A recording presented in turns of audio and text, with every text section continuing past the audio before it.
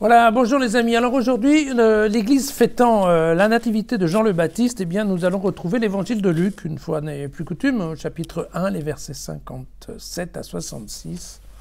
Et puis il y aura aussi le verset 80. Pour une histoire que nous avons déjà rencontrée plusieurs fois. Pour Élisabeth arriva le temps où elle devait accoucher et elle mit au monde un fils. Ses voisins et ses parents apprirent que le Seigneur l'avait comblée de sa bonté et ils se réjouissaient avec elle. On se souvient qu'Élisabeth était vieille et stérile. Or, le 8e jour, ils vinrent pour la circoncision de l'enfant et ils voulaient l'appeler comme son père, Zacharie. Alors sa mère prit la parole et non, dit-elle, il s'appellera Jean. Alors ils lui dirent, mais écoute, ça va pas, il n'y a personne dans ta parenté qui porte ce nom. Et il faisait des signes au père pour savoir comment il voulait qu'on l'appelle.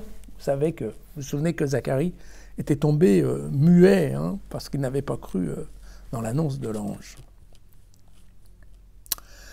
Et alors,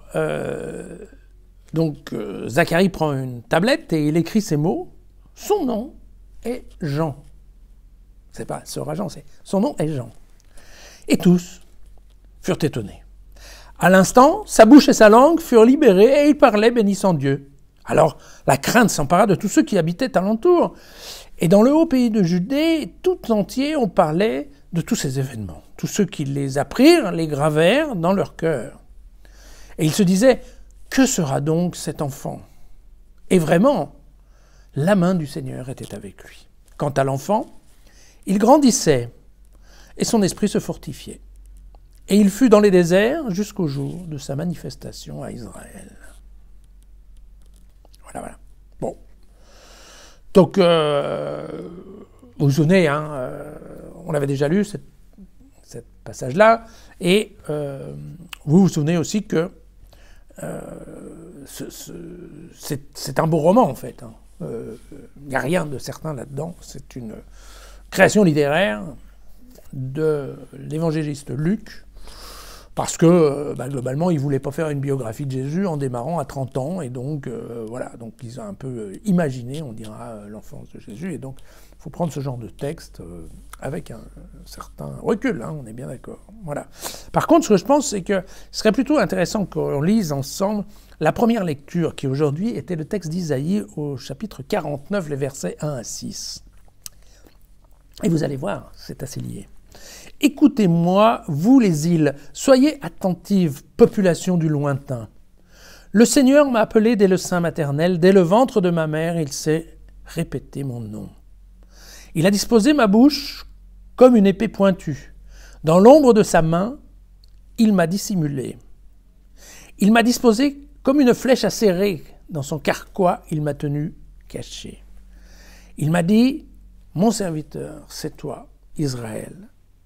Toi par qui je manifesterai ma splendeur.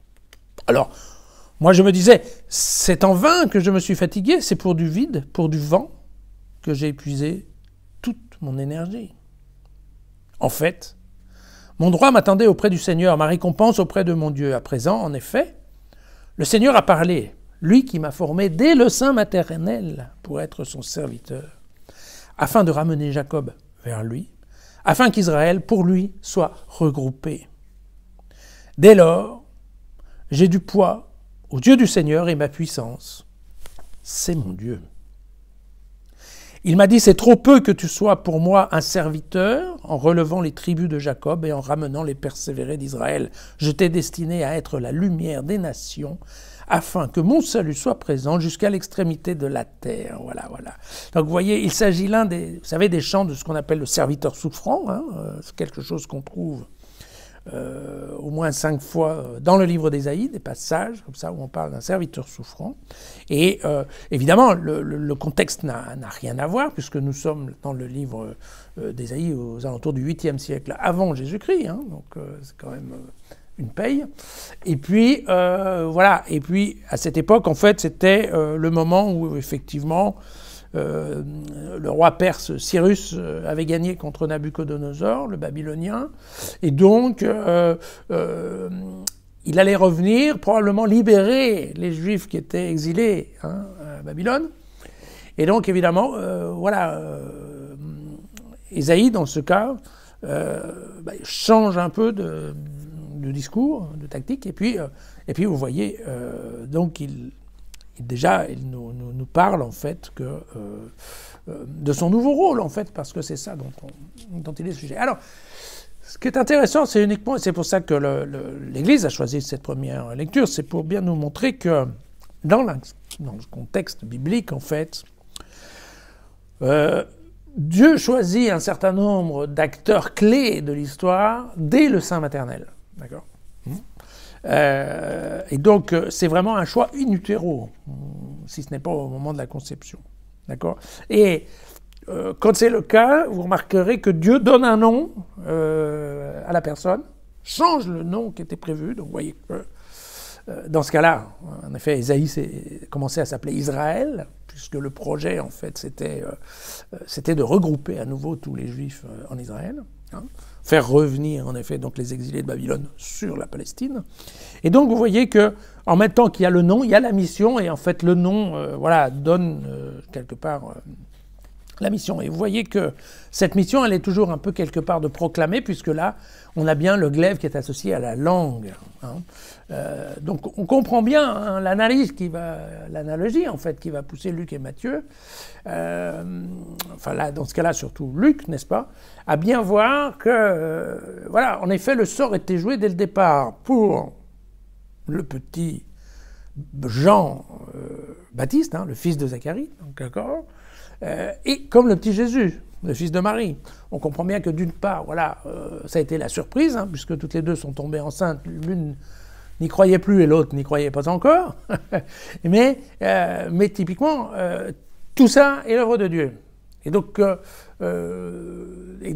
quelque part, on comprend bien hein, que la création littéraire qui a été faite par Luc s'est en fait beaucoup inspirée, entre autres, de ce texte d'Ésaïe, de telle manière à bien réincorporer ça dans un esprit tout à fait biblique. Mais oui, c'est normal, ces deux cousins, s'ils sont nés de cette façon aussi étrange, eh bien c'est parce que Dieu avait déjà défini pour eux leur mission.